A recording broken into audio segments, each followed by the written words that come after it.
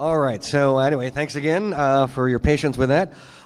So this is the Ask the EFF panel, and we're going to go and down the line here. So we'll talk about some of the things that we've been working on at EFF, and then we turn it over to you for your questions. A couple of reminders on the question. One of the things that EFF does, we provide legal advice to people, especially in the security researcher community, about some of the challenges they may face in doing the research and presenting about the research. This is not the time to ask those questions, though, because what you want to do is have an attorney-client privilege conversation about them. So general questions are fine. But this is not the time to talk about your specific situation. So let me just introduce a couple of things that we've been working on the legal side of EFF. Probably one of the more important things that we worked on was a case called U.S. v. Carpenter. It's a Supreme Court case that just was decided this year. And it is a case about location tracking of phones. EFF filed an amicus brief. The case determined that the police needed a warrant before they could track your phone through the cell towers. Yeah, it is. This is a very important case. And the way they did it was to decline to extend the third-party doctrine to location information, which is very interesting. The third-party doctrine is a doctrine that's been around since the 70s, and the basic idea is if you hand over your information to somebody else, then you've lost your privacy interest in it and no warrant is required. And originated in a case that was dealing with dialed digits, pen register, if you're familiar with the term, and they wanted to see if this guy was making obscene phone calls to the victim by checking out what numbers he dialed, and the notion was, well, you gave those numbers to the phone company by dialing them, so you lost your privacy interest. This has been a cornerstone of a lot of the government's attempts to increase the ability to get things without going through a court, without going through a judicial process, and in an era where you put all of your email on Gmail instead of in your house, you use a cloud storage, all these things, the government would say, well, you've given it to somebody else, and this should be a universally applied doctrine every time you give it to someone else. So this is an important ratchet back of this. And while the court said that decision was narrow in the sense that it was only deciding what was before it, the logic of that is going to be something very useful. A couple more things that we did on the legal side. Recently, we were able to get an injunction lifted against publishing the law. This may seem to be a strange thing. You're expected to know the law. Like, most people know, ignorance of the law is no defense. But as it turns out, in a lot of areas, what legislatures will do for especially for construction planning codes, standards, is the law will be you have to follow the standard published in this manual, standards book, so on. And those things are copyrighted by a private company, and so basically you have to pay to find out the law that you are required to follow. So we had a client who was putting some of this stuff online, claiming fair use. We think it was a good fair use case, or that it would be unconstitutional to require someone to have to pay a fee to see the law. And so we just had the injunction on that lifted, and the case will continue, but it was a very important victory for knowledge about what the law. One more thing to mention, another case that we recently filed, FOSTA, SESTA FOSTA, was a bill that was passed earlier this year that was attempting, or purporting at least, to try and restrict human trafficking online, but it had a lot of extreme consequences for websites, has a lot of problems with how the law has been drafted and how we're afraid it will be applied, so we filed a constitutional challenge to SESTA FOSTA. We're looking forward to the results there. Those are just a couple of things, but I don't want to take too much time so we can get to your questions, so I'll turn it now to Vivian. Hi, I'm Vivian. I'm a senior software engineer at EFF. I'm a member of EFF's engineering and design team. So we're a team that supports the rest of the organization by building and maintaining websites. We work on EFF.org and our donate page. We also build sites that support the privacy tools that EFF builds, for example, web interfaces and documentation pages. We maintain a platform for online organizing called our Action Center platform. And finally, we build a large number of small sites to support individual campaigns and projects. Something cool is, so I'm going to talk about a few of the sites that I've worked on in the past year. They're all open source, so if you're curious about them, you can check out our GitHub. Something else that kind of cuts across all of our sites is that we work really hard to support no-script users who have JavaScript disabled. We do testing to make sure our sites work on Tor browser. And we also are increasingly trying to focus on web accessibility to make sure that they're accessible to all of our users. So the first site that I want to talk about is our Security Education Companion. And this was something that I think really came out of some of the energy after the election, where people were wanting to do more security trainings, and EFF was really wanting to support some of the grassroots work that was going on. And so this is a companion site to a site that some people might be familiar with, which is Surveillance Self-Defense. And that site provides guides to individuals who want to learn about their personal security. Our Security Education Companion is a tool for people who want to run trainings. Something that I really like about that site is that it has really specific lesson plans that you can take and go run a training. It also has a lot of really great high-level resources for deciding whether you're the right person to run a training, how to work with various groups that you might be trying to help, how to give really great demos. I think it's a really well thought out site. And then on the more technical side, it was a cool project for my team because we have been transitioning our sites that are sort of static content and content management from using Drupal to using Rails with some gems and plugins for content management. And that worked really well. So that's how we're doing a lot of our web development for that type of project going forward. Another project that I've been involved in is called Check Your Reps, and that has been part of our work around net neutrality, which obviously we've been spending a lot of energy on in the past year or so. And that is a project where individuals can see where their reps stand on a certain issue, in this case net neutrality, and then take some action around that. And our intention is to use it for other issues in the future. But in this particular case, it's so people can ask their reps to reinstate the open internet order. And in fact, the Senate did pass legislation to do this, and now we're asking people to go to their reps in the House and ask them to reinstate the open internet order. And it's just a small piece of our work around net neutrality. I'm sure other people will touch on it. But in addition to that, for people who want to go deeper on that issue, we've also released a net neutrality defense guide where people who want to do more can see how to contact their reps in person or work with journalists to get a great story about net neutrality in their area. And then the last project that I'll touch on, which Sydney I'm sure will also talk a lot more about, is Start Tls Everywhere, which is our project to improve email security and privacy. And my involvement with that site has mostly been from the web development angle, so I've been doing front-end and back-end web dev to create a web interface where people can enter the domain of a web server they run or a web server that they want to know more about and get information about things like whether it supports Start TLS, whether it presents a valid certificate, whether it's using a secure TLS version.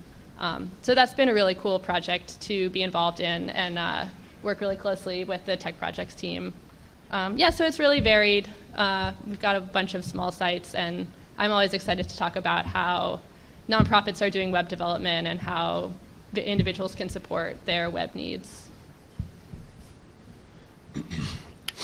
So I'm Cooper. I'm on our cybersecurity team at EFF, and I study targeted surveillance of law enforcement targeted surveillance of activists and vulnerable populations. So I look at law enforcement based spyware.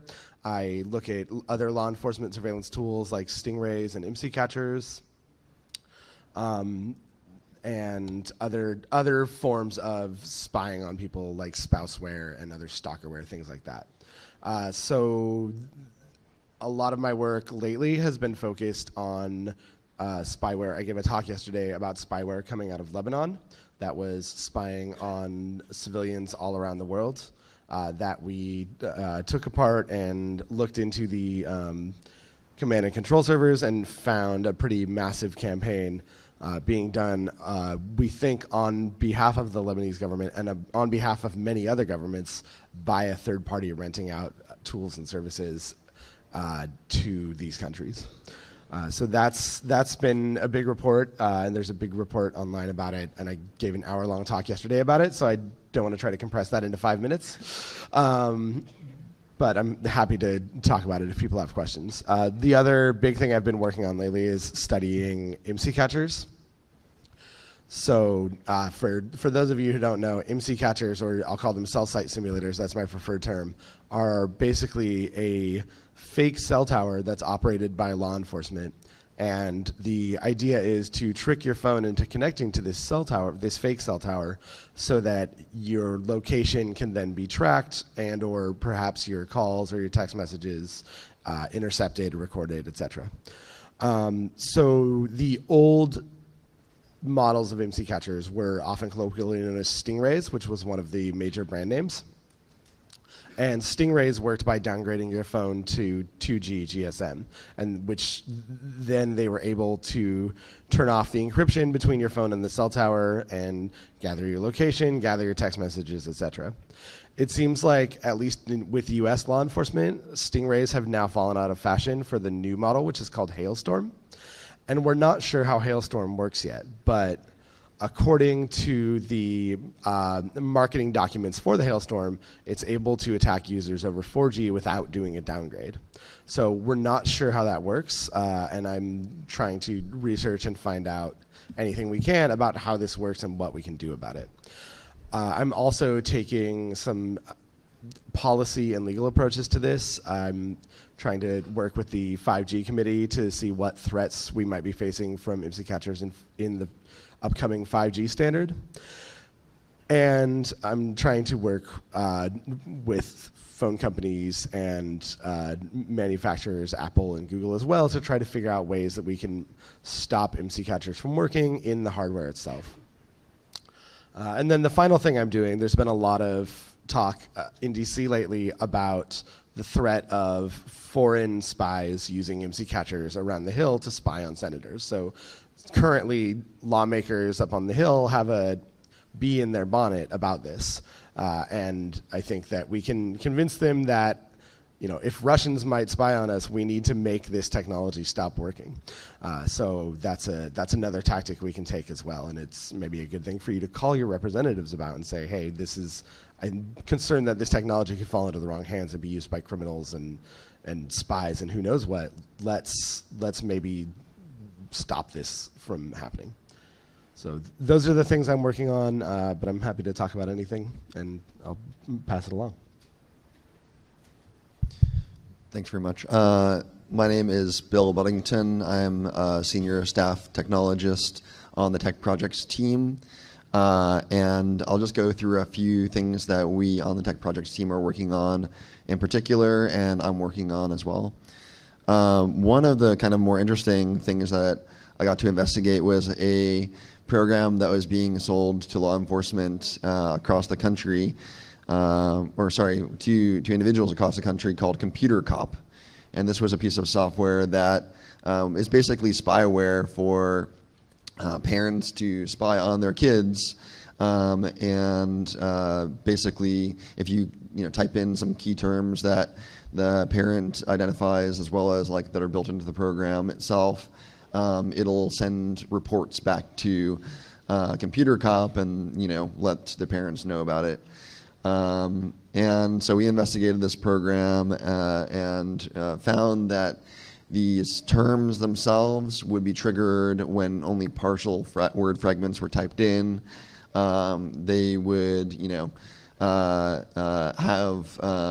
send all the data back to the Computer Cop servers unencrypted.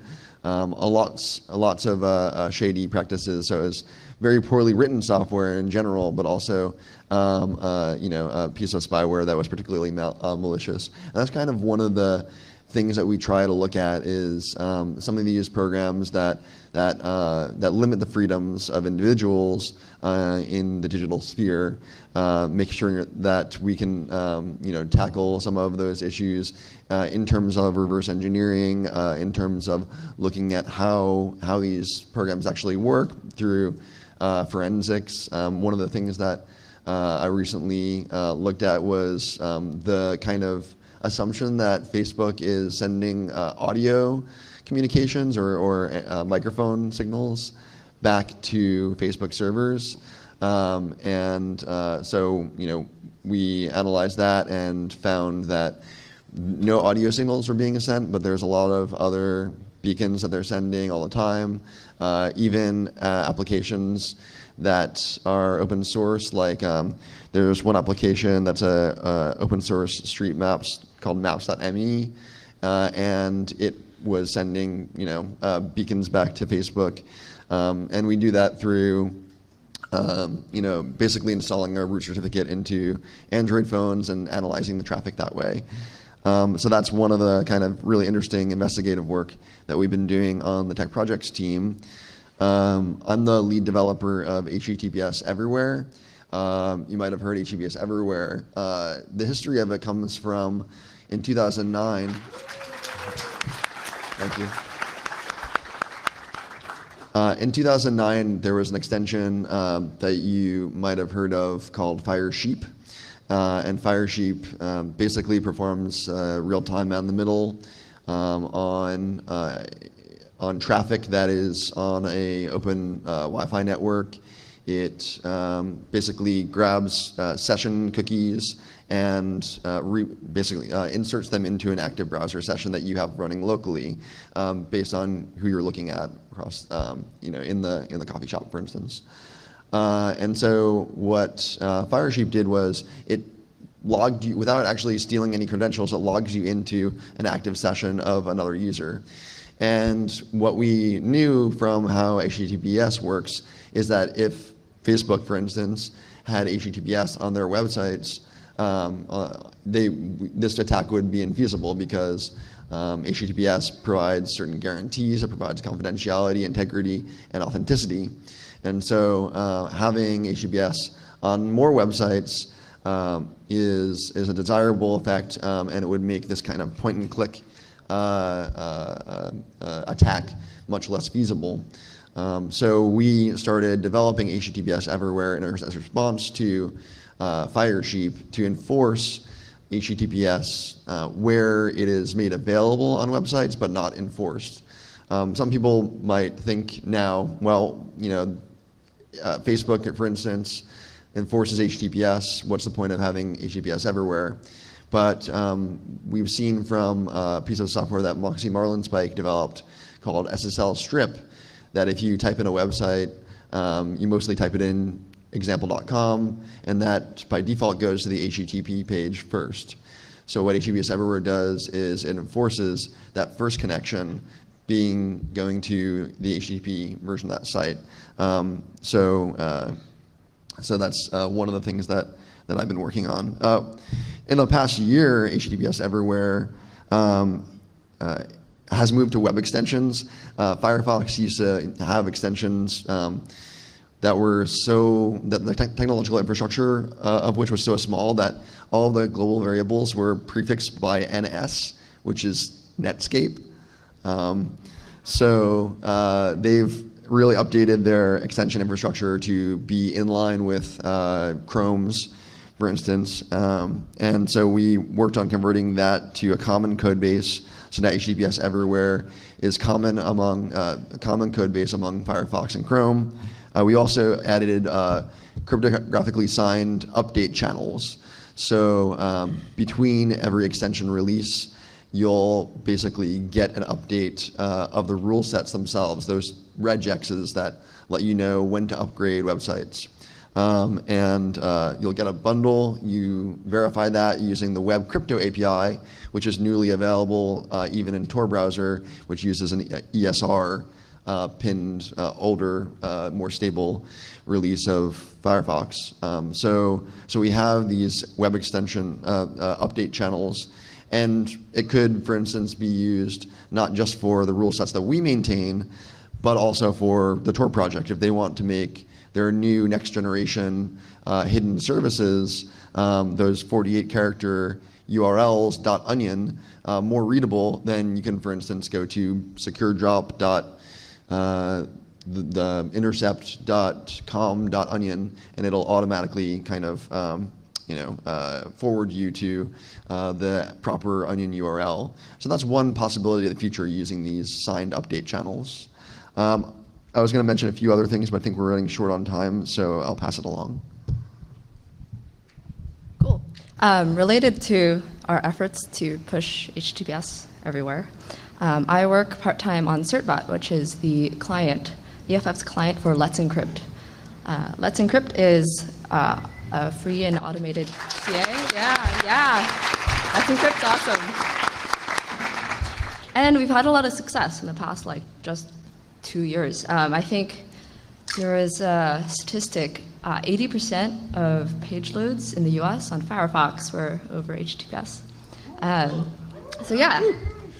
That's really cool.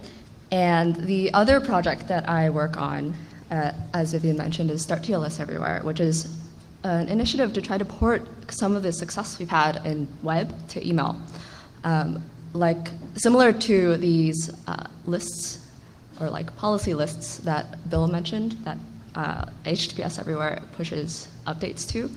Start Tls Everywhere is a similar sort of list for email servers so that intermediates cannot strip the TLS between two MTAs or two email servers. If you've had the immense pleasure of running your own mail server, you may have heard or you may know that TLS for email is opportunistically upgraded. And this makes it really easy for a man in the middle to basically just downgrade any TLS connection between two mail servers in the absence of other initiatives like DNSSEC or DANE, if you've heard of those. So Start TLS Everywhere is an attempt to kind of push a solution to that in the meantime while we see maybe more DNSSEC adoption in the wild. This was motivated by some research in 2014 where we found that, I think, in Tunisia, for instance, outgoing email was being stripped 94% of the time. So we decided at some point that we needed secure email sooner rather than later, and that's the initiative I'm working on. If you're more interested about this, I'm giving a talk on it tomorrow at, I think, 3 p.m. All right. Well, thanks, panelists. It was a great overview of the work that we do. We're tech projects trying to make the world a better place through software. We have going over some of the legal issues where we're trying to create precedent, and we also do a lot of activism campaigns, like some of the things that Vivian has been working on. But now I'd like to start out with your questions. I can't tell if anybody's lined up there. It doesn't look like yet, but there's a microphone there in the center. And if you have some questions for us, just line up for it, and we will do our best to field the questions. Hi, how are you? Doing well. So there's a big push for SSL decryption software to be implemented at enterprises. I got here about maybe 10 minutes late. I'm not sure if I already talked about this. But are you dealing with that at all in what you're working on? My understanding is the enterprise that implements this SSL decryption in order to do a deep packet inspection of outgoing connections from their employees or anywhere inside the company, it gets decrypted at the border of the enterprise, and then I guess re-encrypted. And I guess there's settings that the enterprise can, on their own, decide what is appropriate to inspect and what is not appropriate to inspect. For example, they can shut off the inspection for, if it's going to a banking website or like a personal website. But I guess it's completely at the whim of the enterprise IT department whether to do that or not, and for what or not. Are you dealing with, is EFF dealing with that at all? Just I'll go at least a little bit of legal perspective on that. Is that on the whole, a private employer can do that. It would be potentially subject to if there was like a union, there could be negotiated rules with the workers. There might be exceptions to that. On the whole, though, without a employee handbook that says they can't do that or something, then they can do that kind of inspection and enforce things like don't use your corporate resources for private activities. If they're a public employer, then the Constitution comes into play. There's some limitations on what they can do, much as there might be in other governmental contexts. And there's some things that you couldn't use it for. So a company couldn't use that to stop all communications related to organizing. For example, if someone wanted to organize a labor union, they couldn't use this. It would be illegal, at least, for them to use it to suppress those communications. Well, suppressed, but what about, just inspecting it? I mean, right? I mean, so you've got an internal union organizer person using SSL to communicate with whomever, and their settings just haven't been set to stop inspecting that, so they're actually able to view the communications and gain an unfair advantage, right, over there. So what there actually are laws that is that legally? So that there for them to be looking at that? Indeed, there are laws about protecting the ability of organizers to organize. The resource that we have that touches upon this, we have something called the Legal Guide for Bloggers, and there's a section concerning employment related issues there. Now that's hitting like a slightly different issue, like if you wanted to work on your blog, that was an organizing thing, but at least provides an overview of the legal issues there. Okay. Thank you. Yeah. I'll just add that if you don't like what your workplace is doing, you can always unionize, and it's probably best to do that not on devices that are owned by your office. And the National Labor Relations Act is, I think, the relevant piece of legislation for union organizing in the U.S. Just on the technical side, I think that TLS 1.3 only provides authenticated encryption algorithms, and previous versions of TLS offer some authenticated encryption algorithms and some don't, but without actually installing a root certificate in, for instance, the computer at your workplace, then your workplace wouldn't have the ability to introspect traffic to an SSL site. All right, next question, please. Hi, good morning, Kurt. This is Tio Chino. I'm one of the co-founder of the New York Privacy Board Advocate and many of the other co-founders in this room. My question to you for today, go ahead. Good to see you again. Likewise, and congratulations on the great work you're doing. But as you know, New York City is ground zero for where all the surveillance tools come from. Like, for example, Cyrus Vance Jr. opened a cybercrime lab in New York City with the FBI and the CIA and name them all. He's sitting on $800 million that he got from the banks, and what he's doing is pushing all this invasive technology. This morning, the New York Post posted that Governor Cuomo is now going to put facial recognition on all the pictures that are going to get gathered from people passing the tolls. My question to you is still the same. When are you going to open a New York City branch of EFF to protect us here, and so you can learn about all this technology that is being used, that is being developed on the West Coast and used on the East Coast? So we need you here. When are you going to open that thing? All right, thank you for that question. So EFF, we are based in San Francisco. Most of our employees are in San Francisco. We have a couple who are not.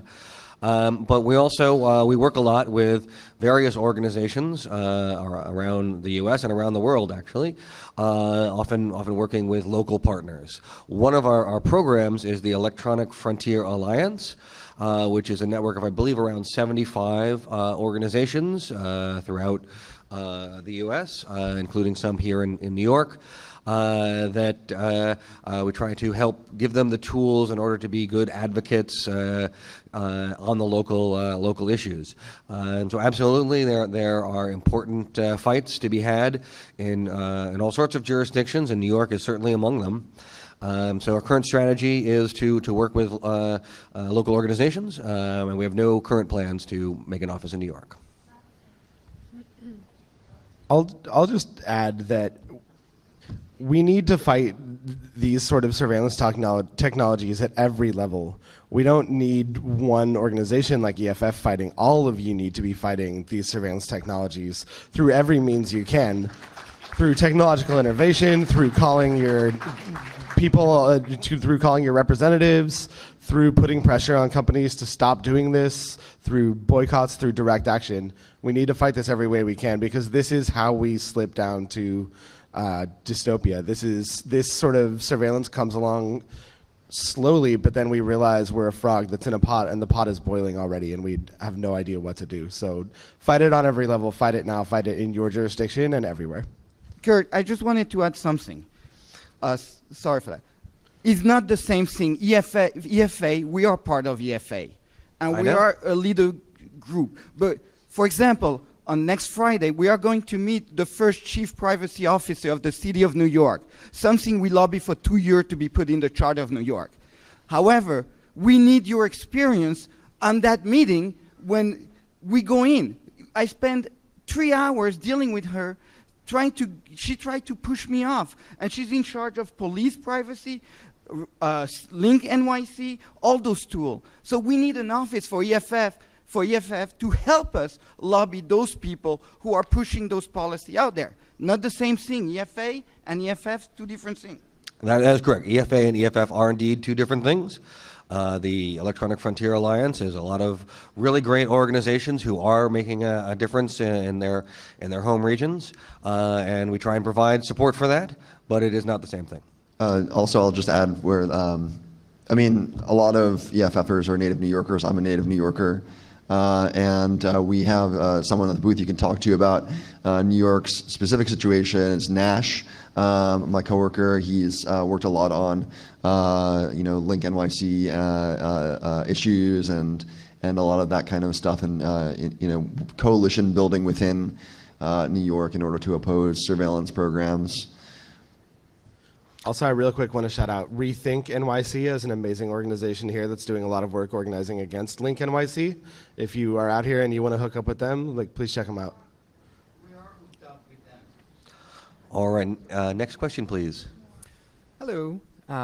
I realize you may be reluctant to comment on legislation that you are currently litigating the constitutionality of, but if you are willing to say anything about it, could you say anything about the consequences of FOSTA and SESTA for CDA 230 immunity for Tor exit operators?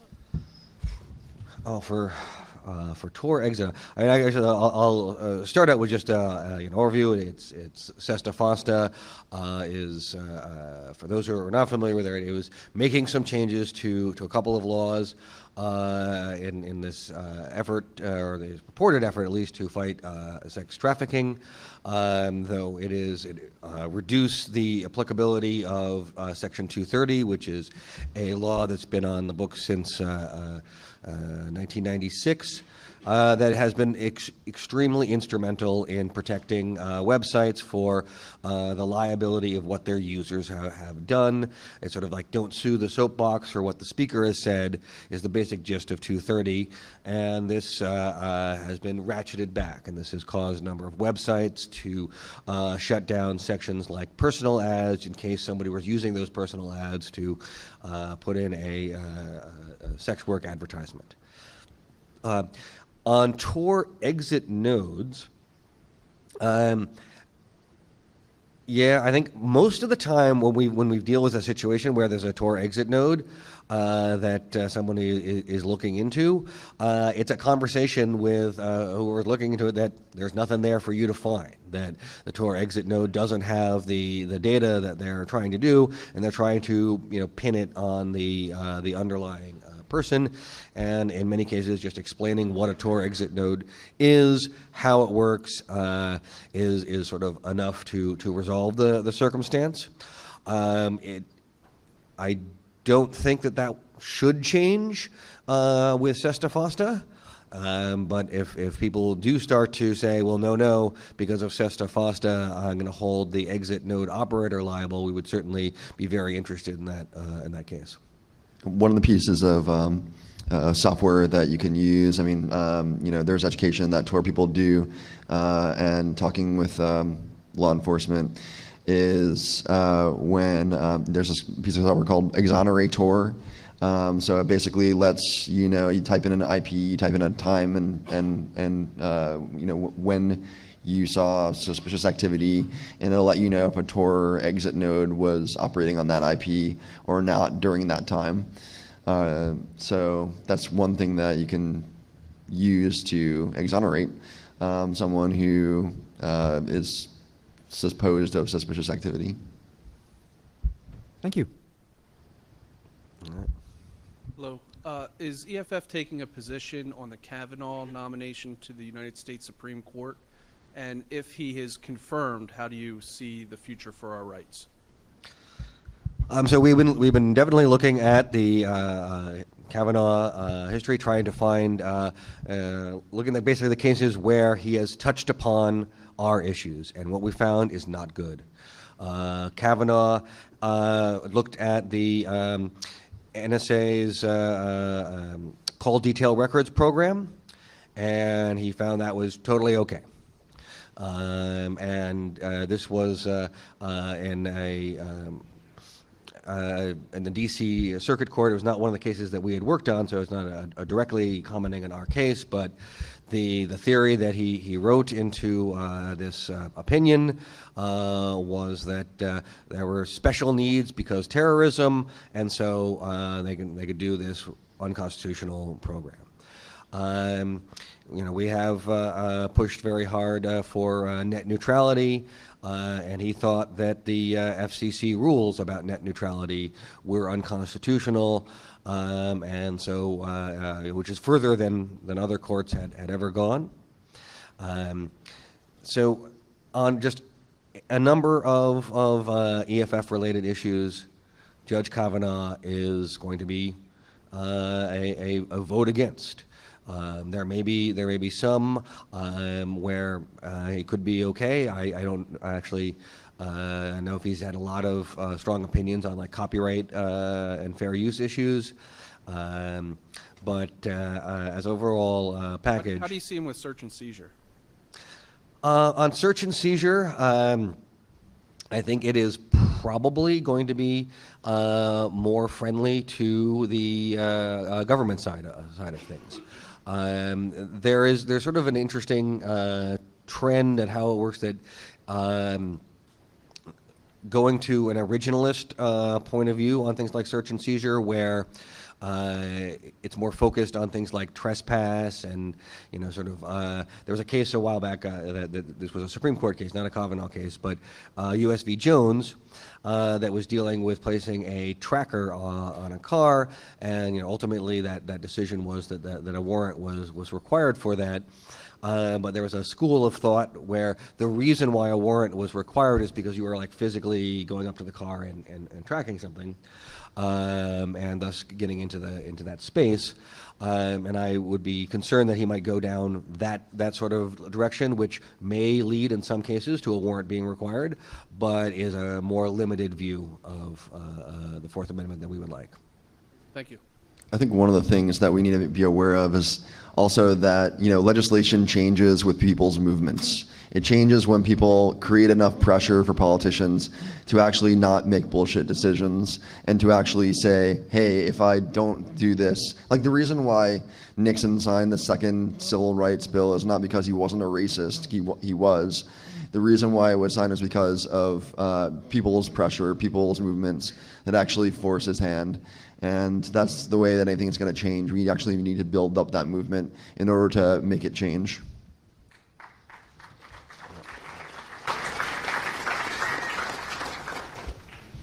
I'm wondering if you could talk about your process for developing the security education companion and the surveillance self-defense. I'm passionate about security education. I'm curious about some of the pitfalls and lessons learned that came along with building this security education curriculum. Yeah, absolutely. So I was definitely more focused on the technical end of things, but I partnered really closely with someone on our staff, Soraya, who's here at this conference. You should definitely look for her if you want to talk to her about it more. And a really big part of it was that we worked with other groups who were already doing some security trainings. EFF does some, but I think that we really see our role as enabling other groups to do this work because there's so much of it to be done. And we think it's really important for people to work with communities that they are a part of. And of course, we're not a part of all of the communities across the United States and across the world.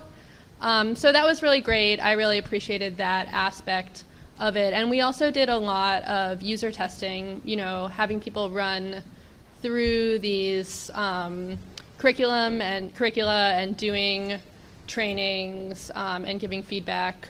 I think some of the things that we have some specific guides about are interacting with other people's devices and how to do that well, because people have really personal relationships with their devices, and so when you're giving demos or you're doing hands-on work, it's really important to bring sensitivity to that. We also talk a little bit about what we call techie power, which can be a good thing. A lot of us are subject matter experts, but it can also be something where you don't want to come into a room and say, I'm the expert and you don't know anything and I'm going to tell you what to do. You really want to help people feel like they're empowered to understand their own devices. And so I think there's a real balance to be struck between helping people understand what the threats are, but also letting them know that there are things that they can do to combat those threats rather than just being like, it's a scary world out there and you can never have any sort of privacy. And one way that we sort of tackle that is through the idea of threat modeling. So helping people think about what are the most important threats to me as an individual and what am I prepared to do to address my particular situation. Hi. Are you able to give an update on the Section 1201 litigation or anything you've heard about this year's DMCA exemptions? So I have not worked on that issue directly, but just I can give a brief summary for the others here, where Section 1201 is referencing to a section of the Digital Millennium Copyright Act. This is the anti-circumvention provision. So it is a law that was created in the late 90s after pretty much the recording industry, but also movies, were tired of trying to come up with DRM to stop copying, and then people would figure out ways around it. And they said, okay, well, what we'll do is we'll make it illegal for someone to circumvent DRM. And then people said, oh, but what about this? What about that? There'll be all these problems. They said, okay, we'll have every 3 years you can say where there should be an exception to 1201. And so every 3 years we go to push for those exceptions. So that is underway, but I don't know what the current status is. And then we also have a lawsuit which is challenging the constitutionality of 1201. And that challenge is also ongoing. Thanks.